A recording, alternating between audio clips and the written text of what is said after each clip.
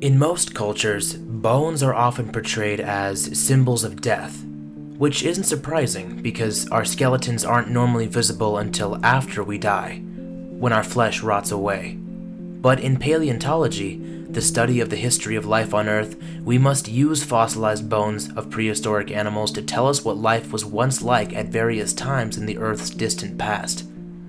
When I look at the remains of a prehistoric animal, I don't see a representation of death, but rather an example of life.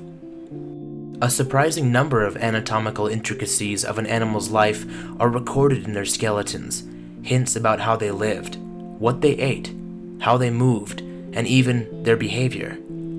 They say the eyes are windows to the soul, but when I stare down the front end of a tyrannosaur skull, I get chills.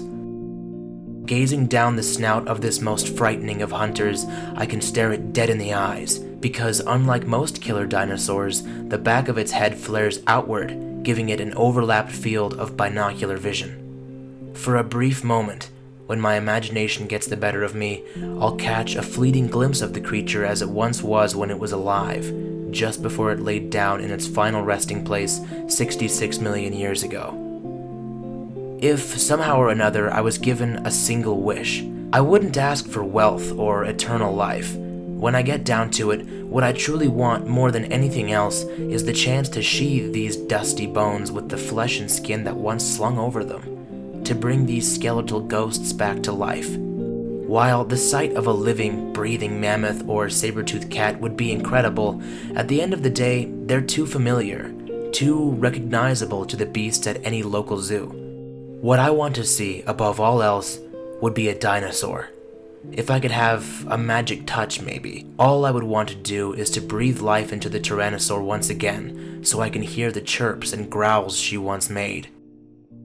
Or perhaps to hear the honks of 1,000 Parasaurolophus fill a lush floodplain during a splendid sunset on the shores of a Cretaceous ocean. But as disappointing as it may be, I've been forced to come to peace with the fact that nothing even close to this will ever happen.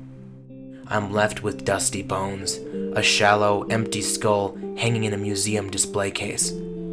All I can do is daydream about the dinosaurs and the lost world they inhabited. I think that for as long as I live, my mind will continue to wander throughout museum halls alongside the small, squeaky voices which echo throughout the exhibit, excitedly telling their parents about these ancient creatures whose calls somehow still ring in my ears.